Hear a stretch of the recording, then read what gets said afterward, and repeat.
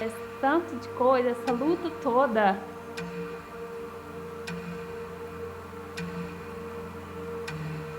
Eu não conseguia conversar, eu não conseguia dormir, eu não conseguia atender as pessoas no meu trabalho.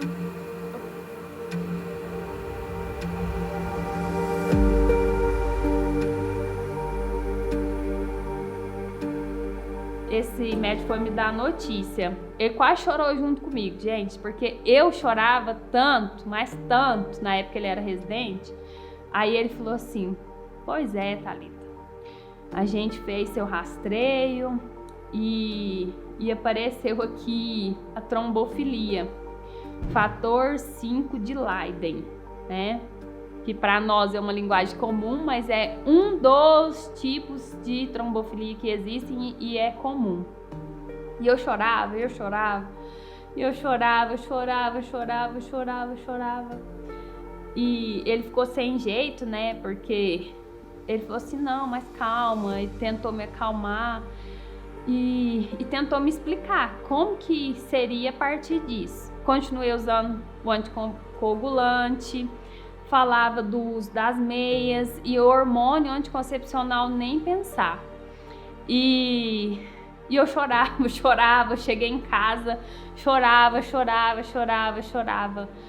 Muito, muito, muito, muito. Porque aí eu comecei a entender a complexidade do assunto que envolve a trombose. Eu tenho uma condição genética que é a arma, o desenvolvimento da trombose, e o anticoncepcional, legalzão lá, pra curar a minha pele. E a pele ficou boa, tá, gente? Esqueci de falar disso. Eu tive a trombose, mas a pele ficou boa na época. O anticoncepcional foi o gatilho.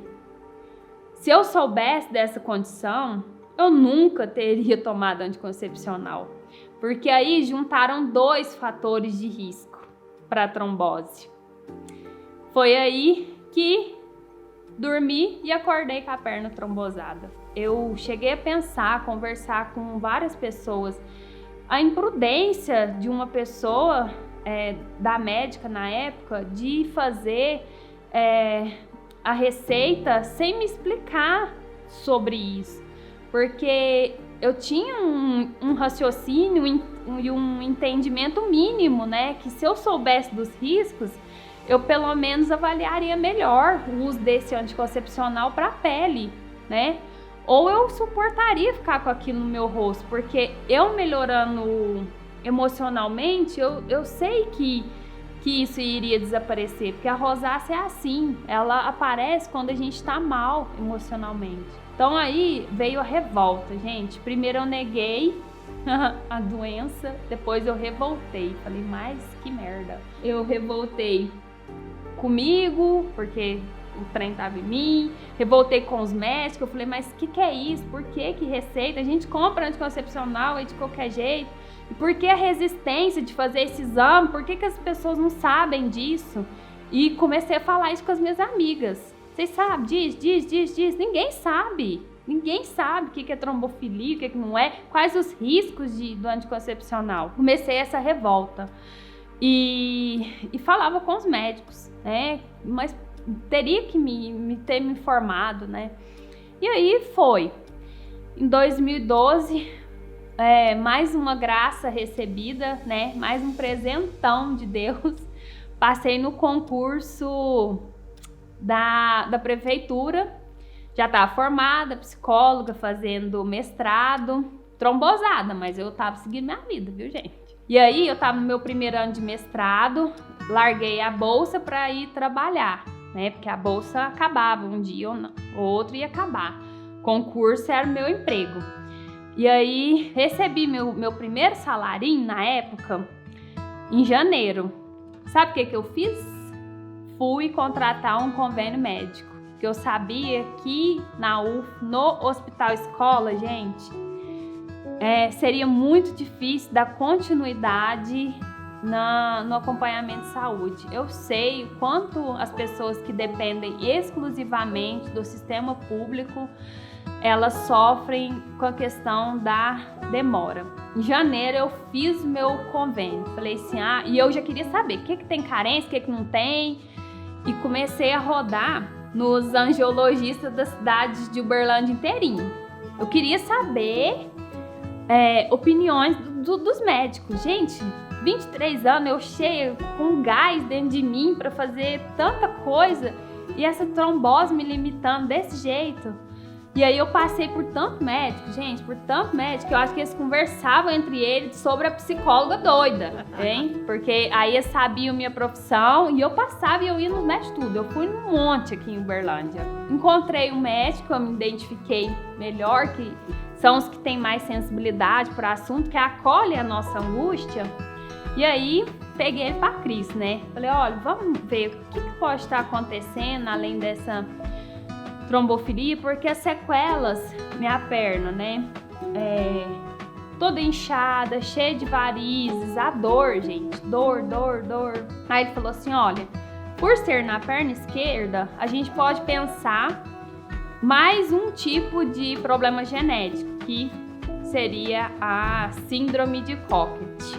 E aí veio mais uma notícia, uma bomba. Porque a vida foi assim, presentes e bombas. Aí ele falou, Thalita, o seu exame tem indicativo de você ter essa síndrome de Cockett. O que é a síndrome de Cockett? Eu tenho uma artéria na altura do meu abdômen, que mais ou menos próximo à virilha, que comprime a minha veia, dificultando a passagem de sangue para minha perna e aumentando mais ainda os riscos de trombose. Aí eu falei, igual tá explicado, né? Porque a gente sabe que uma vez que a gente tem a trombose, um episódio, a possibilidade de a gente ter uma nova trombose aumenta. E eu falei, agora lascou. Tive uma trombose, tenho a trombofilia, mais a síndrome de Cockett. Então eu tenho 3 fatores de riscos associados. Sem contar que eu não expliquei para vocês, mas o meu pai é aposentado por invalidez e os problemas dele é justamente nas pernas e questões vasculares. Ele tem úlcera e tem várias outras questões. Então eu já estava sabendo que a minha carga genética era aquela beleza. Então, conversando com esse médico, ele falou sobre a possibilidade, né, de colocar em stent para abrir a veia e diminuir a possibilidade de ter outra trombose. Porque quem teve uma vez, o medo é sempre de ter outra trombose. A gente tem. Vocês acham que tem dia que eu acordo porque eu dormi em cima do meu braço ou qualquer coisa, eu acordo assustada. Sabe quando a gente acorda com o braço formigando? Eu já acordo assustada, olhando, palpando meu braço, vendo se ele tá assim, porque principalmente como foi dormir, no meu caso, às vezes quando eu acordo assim, eu já fico em pânico, pensando, tive outra trombose. E ele falou comigo, olha, tem a possibilidade de fazer uma angioplastia para colocar stent. Eu não faço, te indico uma pessoa, você pode fazer, é competente e tal. No exame de flebografia, eu tive alergia ao iodo, descobri que a gente nunca sabe que tem alergia sem antes passar por uma situação. E aí eu polei toda, eles deram medicamento e a partir disso soube da alergia do iodo. Então, para a primeira angioplastia, eu já fui preparada com os antialérgicos, mas eu fui com medo de ter alguma reação. E aí fizeram a angioplastia, colocaram um stent, né, na minha veia. E supostamente, de acordo com as imagens e com o médico, teria sido bem sucedido. E eu fiquei felizona, porque eu acreditei que ia melhorar. Mas, passado algum tempo, me recuperei, vida normal, trabalhando, estudando. Eu fui observando que a minha perna não melhorava. Se tinha aberto o fluxo, como o exame mostrava, era para minha perna pelo menos diminuir as dores. A perna não melhorava, o inchaço não melhorava, as dores não melhoravam. E aí eu fiquei encucada com isso, né? Voltava no médico e falava, olha, o último recurso é a angioplastia com stent, você já fez, não melhorou. Comecei a pesquisar por conta própria, falei, tudo de trombose eu lia, gente, tudo, stents, procurei saber. Eu tô fazendo tudo certinho, por que esse trem não melhora nem um pouco? Fui parar em São Paulo, um especialista em trombose venosa e em stent. Ele pediu novos exames e me mostrou pelas imagens que o meu primeiro stent estava mal posicionado. Ou seja, o stent não estava contribuindo com a passagem do sangue na veia. Então, e aí eu fiquei arrasada. Em janeiro de 2017, eu fiz a segunda angioplastia para tentar corrigir esse primeiro stent e para colocar outro no lugar onde a veia estava sendo comprimida. Então, eles colocaram mais um stent no que já tinha lá dentro, que aí eles colocam dentro do outro e abre, e mais outro embaixo um pouquinho na virilha. E foi, gente, um procedimento super tranquilo. Fiquei super bem, não tive dor, super otimista, saí do hospital andando tranquilamente, assim, felizona, porque os médicos estavam comemorando também, porque foi um procedimento bem sucedido, foi rápido, não demorou tanto, e eu tava zerada. Fui embora para casa, toquei a vida. E no ano de 2018, no final do ano mais ou menos, eu comecei a sentir dores na região da virilha. Procurei os médicos, eles falam que a veia não dói, que as coisas que acontecem na veia não dói. Mas eu tinha uma dor na virilha que estava me incomodando. Fui no ortopedista e tal, eles, não, Thalita, isso é da sua cabeça. Porque a gente fica tão paranoica que realmente tem hora que a gente pensa assim, não, é a minha cabeça. Mas tava doendo. E aí eu fui no ortopedista, no angiologista, até que fizeram Doppler, que é a ultrassom, e viram o meu stent obstruído. O stent tinha fechado. Aí, novamente, aquela choradeira e tal, porque aquilo ali era a minha esperança, né? O stent funcionar para mandar o sangue pro coração. Aí eles explicaram que o corpo faz, né, várias circulações colaterais para mandar o sangue pro coração, por isso que eu não tive nenhum outro sintoma. E eu falei, mas e aí, a gente pode abrir esse stent e tal? E fiquei no pé dos médicos, né? Eu quero abrir, não sei o que, vamos tentar. Cheio de energia e de vida, né, gente? A gente não quer ficar sofrendo dor ou limitado. Eu entrei em contato novamente com um profissional de São Paulo e ele falou, não, eu vou ir e a gente tenta desobstruir esse stent. Só que dessa vez eu troquei de médico, né? Lógico que eu não fiquei com o primeiro, que foi que não deu certo o stent. Troquei o médico aqui de Uberlândia, acompanhando com outro profissional. E aí esses dois profissionais fizeram a minha terceira angioplastia. Nessa, gente, eu juro pra vocês que eu já fui mais tremendo de medo. Porque você vai, sei lá, perdendo a confiança, vai ficando inseguro, porque tantas tentativas frustradas e anestesia e tal, mas eu fui. Em dezembro de 2018 eu fiz minha terceira angioplastia. Só que eles me explicaram assim, antes da cirurgia, olha, nós vamos tentar entrar na sua veia por baixo. Se não conseguir, vai entrar pela jugular. E só de falar no pescoço, gente, hoje já me dá um mal-estar. Nossa, me dá uma coisa ruim. Essa cirurgia demorou muito. Eles não salvaram meu pescoço. Eles tiveram que fazer o furinho por aqui, né? E aí entrou até chegar na região da minha virilha, né? Tive hipotermia, eu lembro deles jogarem cobertor em cima de mim, e eu tremendo lá. E aquele trem, um mal-estar e vômito. E aí eu vi minha avó pela greta. Nossa, eu pensei nessa hora, que é isso que tá acontecendo, gente?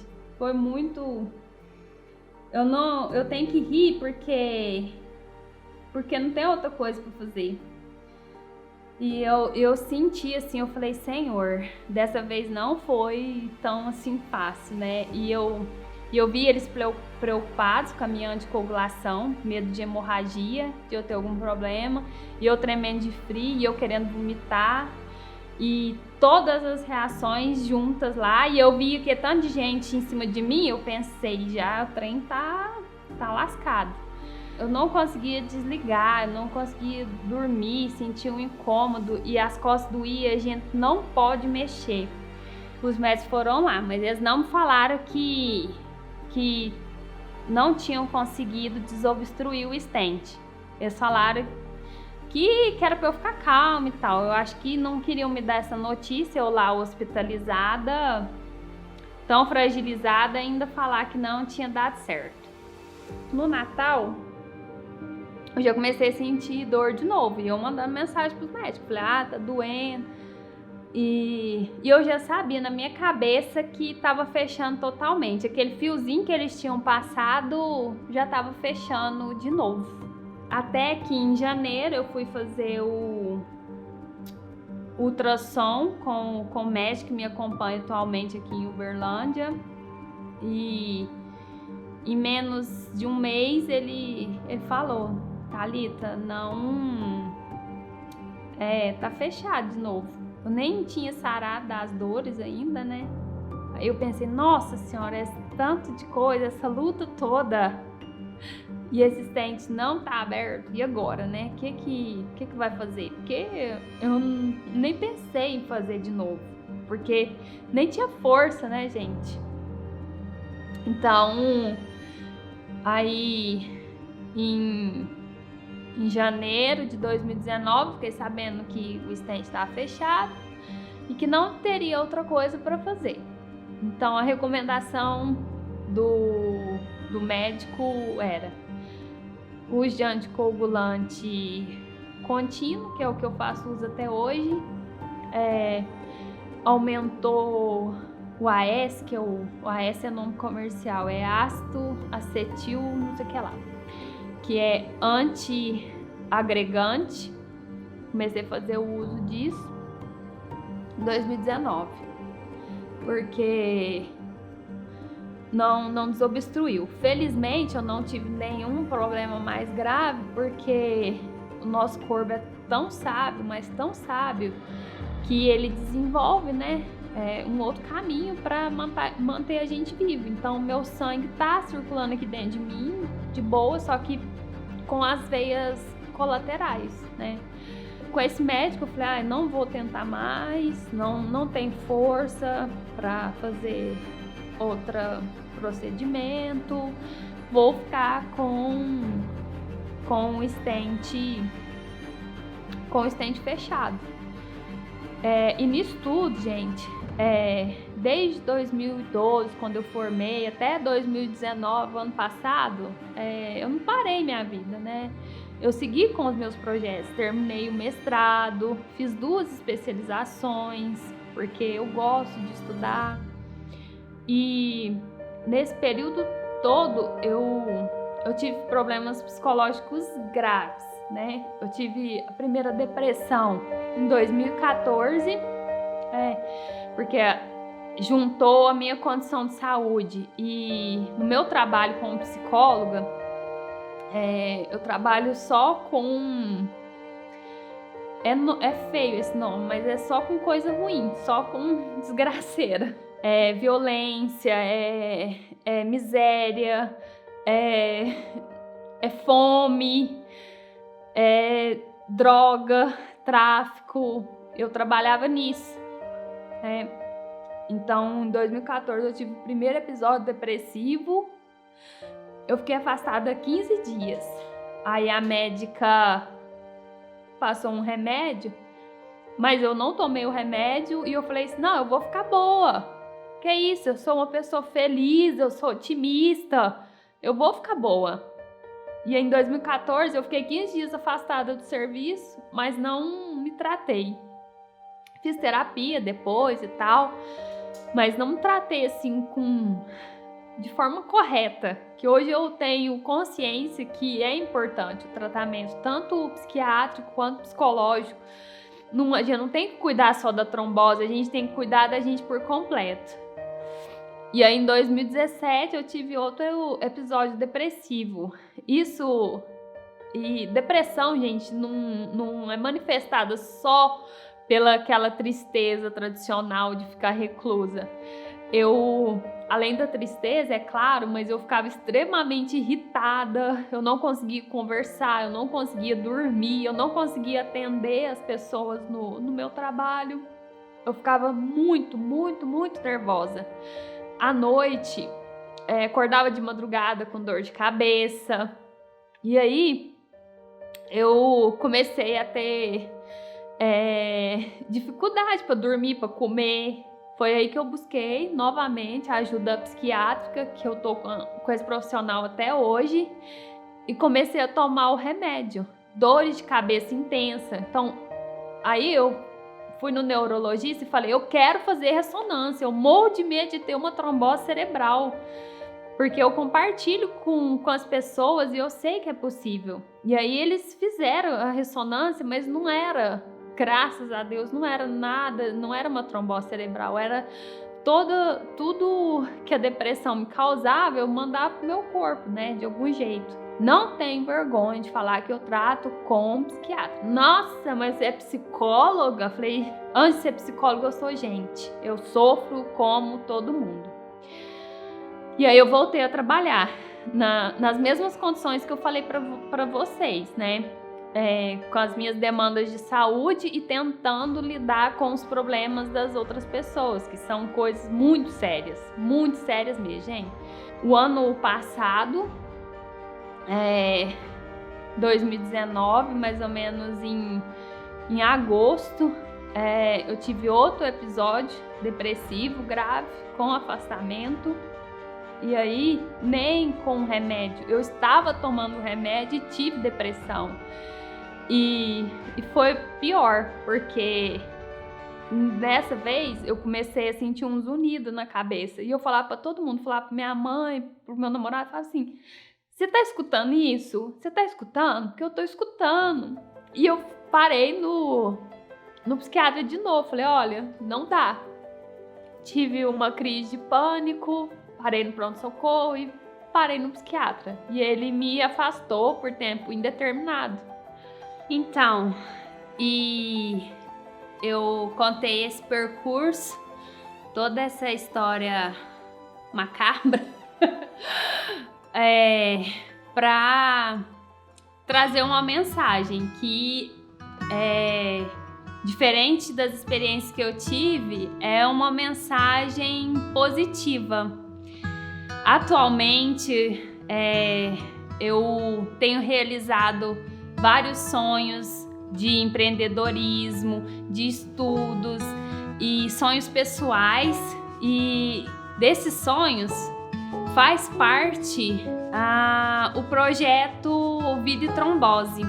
Eu decidi fazer algo, transformar a minha história em algo que eu pudesse ajudar outras pessoas, e por isso nasceu o Instagram Vida e Trombose, que é um Instagram onde eu consigo compartilhar com vocês as dores, as alegrias, as dificuldades, todo esse cenário de angioplastia, medicamento e meia compressiva. Eu pego a energia disso tudo e coloco aqui para vocês em forma de postagens sobre o assunto, porque a gente fica cheias de dúvida, né? Principalmente nós mulheres, questão de ciclo menstrual, gravidez, sonho da gravidez. Então eu pensei, poxa, eu não preciso guardar isso comigo, eu posso compartilhar com as outras pessoas e de certa forma isso me ajuda, me alivia, porque a gente tá junto nessa. Primeiro porque vendo a vida um dos outros, a gente pode ver as semelhanças e aprender coisas para a gente lidar melhor com as nossas próprias dificuldades, né? E segundo, porque são informações que eu repasso, vocês aprendem e ao mesmo tempo me ensinam com a experiência de vocês. Eu sei que nem tudo os profissionais conseguem nos dar respostas, então por meio desse canal que a gente pode usar de forma produtiva sim, a favor da saúde, da prevenção, a gente vai compartilhando as ideias, as angústias e crescendo e vivendo a nossa situação de forma mais leve. Uma coisa que é importante é que a gente não pode guardar isso só para nós. A gente precisa atingir outras pessoas para que elas tenham um conhecimento mínimo sobre essa situação. Então, compartilhem, comentem, levem a minha história, a sua história para outras pessoas. Assim a gente vai ajudar, vai atingir mais gente e com isso a gente se fortalece. Fechou? E até o próximo vídeo. Fiquem ligados!